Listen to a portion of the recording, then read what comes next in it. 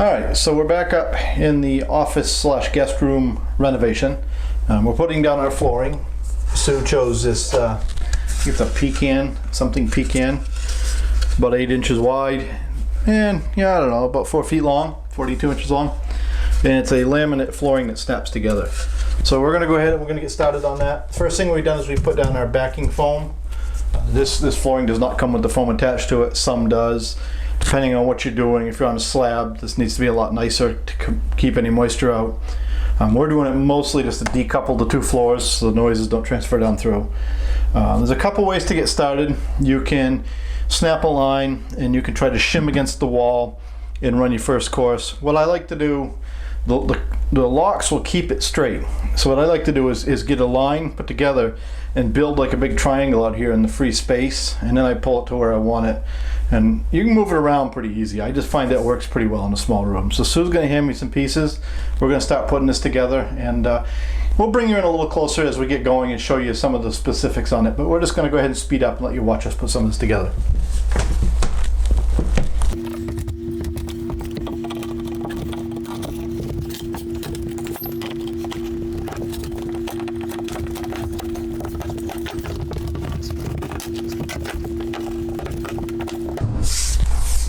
And I did forget to mention, but you want to keep this away from your walls, about 1/4 inch all the way around, so the floor actually just floats. Then we can expand and contract and it doesn't buckle up in the middle. We're going to go tight against this wall as we build it. We'll leave about 1/2 inch over there, then we'll slide it over once we get an assembly started. So if you'd hand me another full one.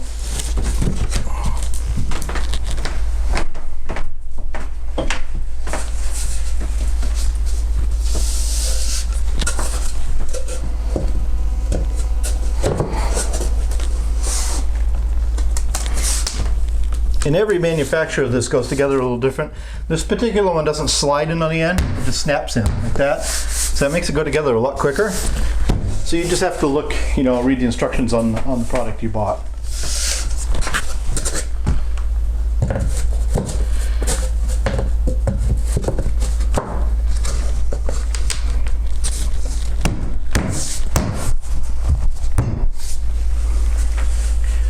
And depending on your environment, if this is new construction, what I usually do is I keep my cordless skill saw right here with me. I make my cuts. In this case, because everything's, we don't want the dust in those, we're gonna have Sue running the miter box out in the garage, making cuts as we get to that point.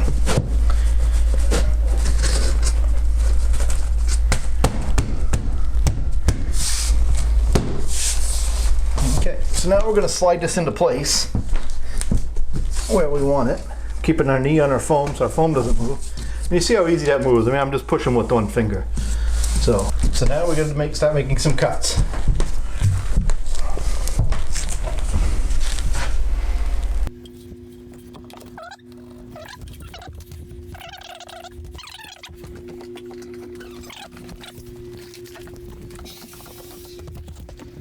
And when you're buying this flooring, you really want to look when you buy it at the home center. These corners, they're fairly delicate when they're not put together. And it's pretty easy in like a big box store for those corners to get pretty beat up. It's just aggravating if you get home and find out you got a whole case of it with no corners left on it.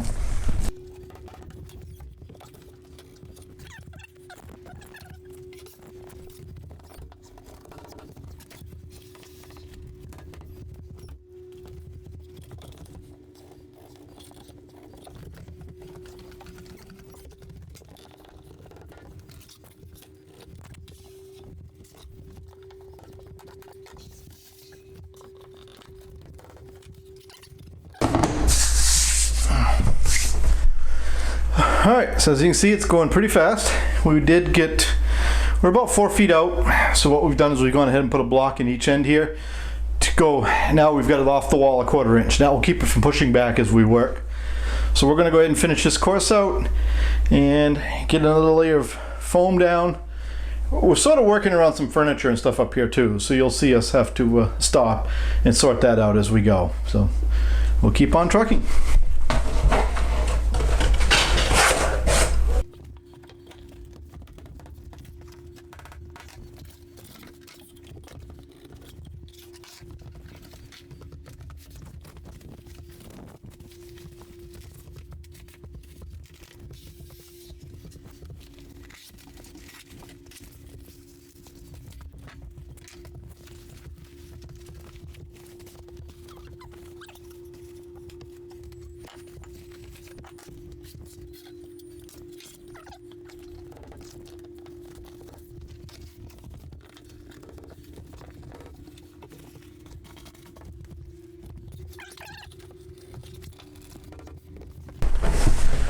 All right, so we're about halfway.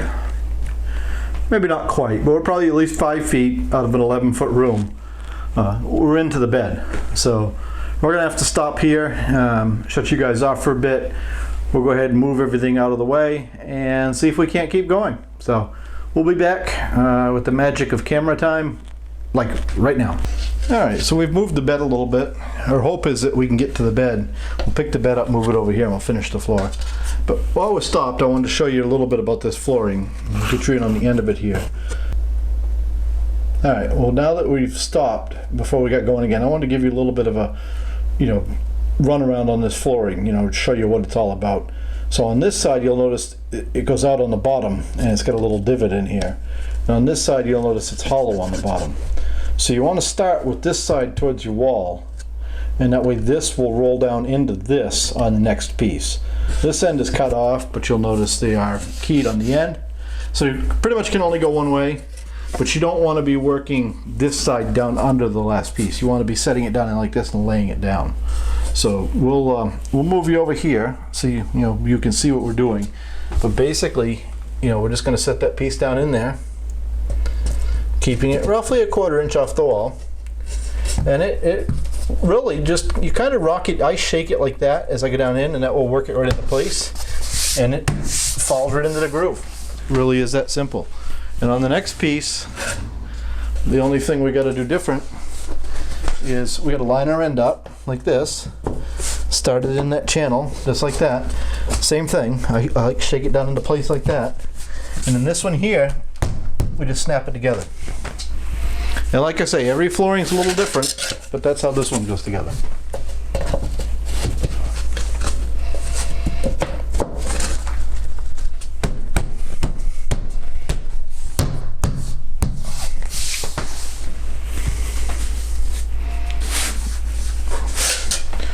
And then when I make my cuts, what I do, this is the way the piece goes. So I turn it around backwards, put it up against the wall like that, and then I subtract, I make my mark a 1/4 inch shy, and I give that to Sue, and she will go cut both of those pieces for me and bring it back. And we'll start with this piece on the next course, and that way there's no real waste.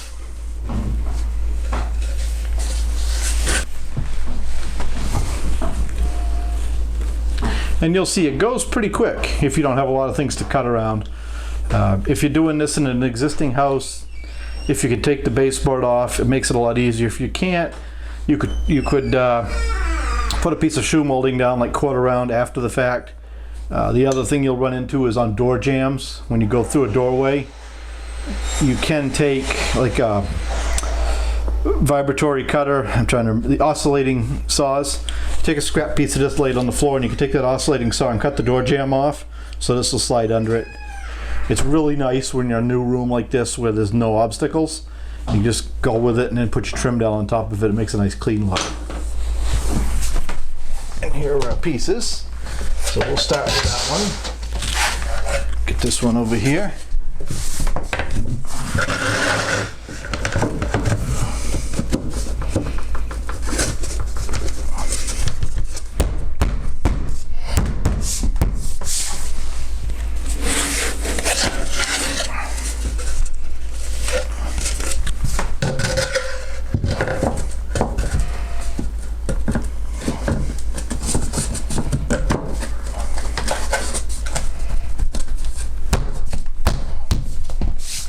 And this particular flooring is a single plank wide and long.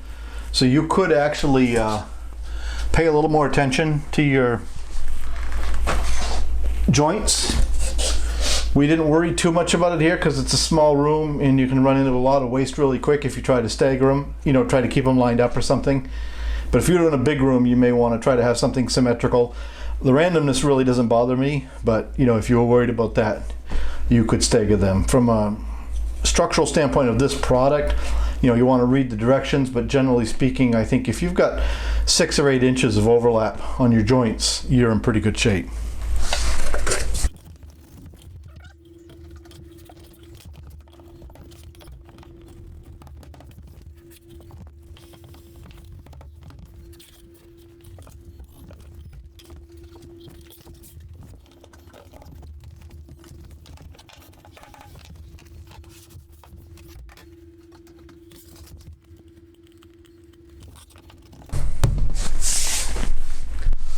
And there you go. Now you can see the bed is in the way again. So we're gonna go ahead and shut you off, and with the magic of camera time, we'll be back right now. All right, so we've got the bed moved, as you see.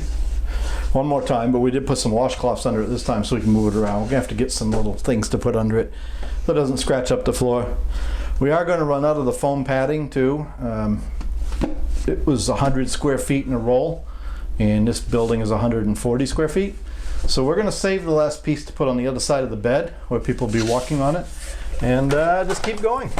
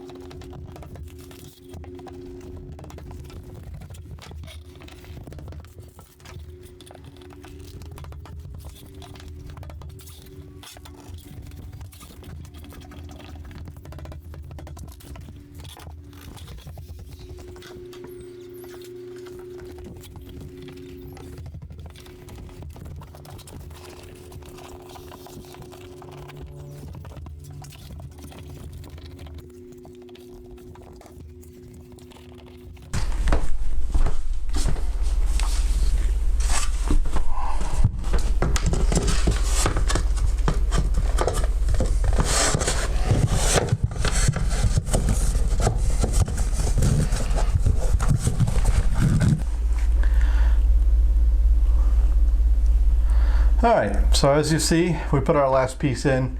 You might have noticed me mucking with this wire over here. This is a not an electrical wire, it's an Ethernet cable for the internet, for our monitor for our freezer out in the garage. So there's no real power in it or anything. We're tucking it down in the gap here. We'll put our baseboard right over it, and you'll never even know it was there. So we'll go ahead and get the bed put where we want it.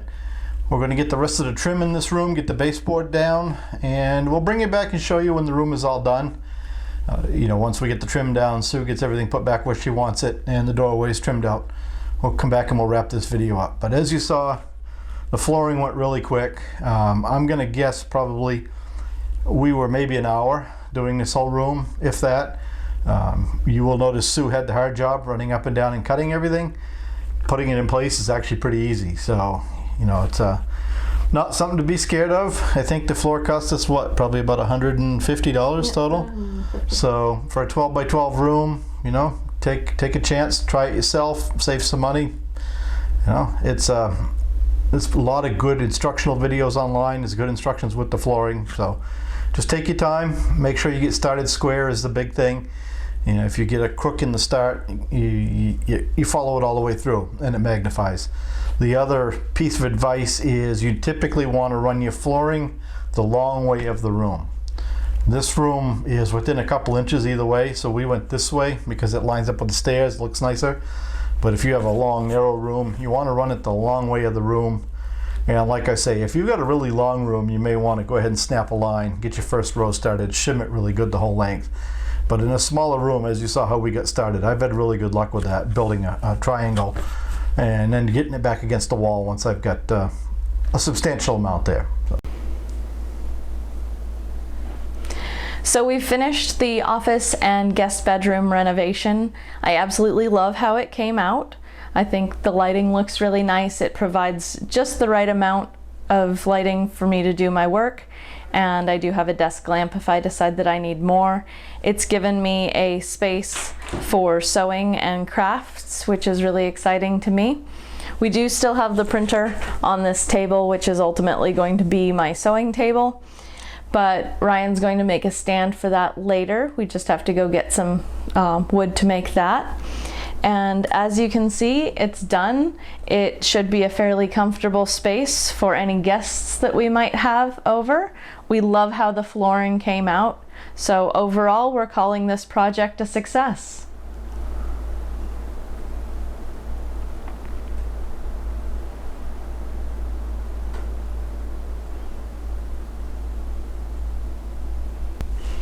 So we wanted to give you one more view that shows you the big window that we have here, as well as that we doubled up the lighting along here to give me a little bit of extra lighting for the desk. We're really excited about how this project came out, and we can't wait now to get started on the living room, which is the next project. Thanks for joining us. Don't forget to like and subscribe.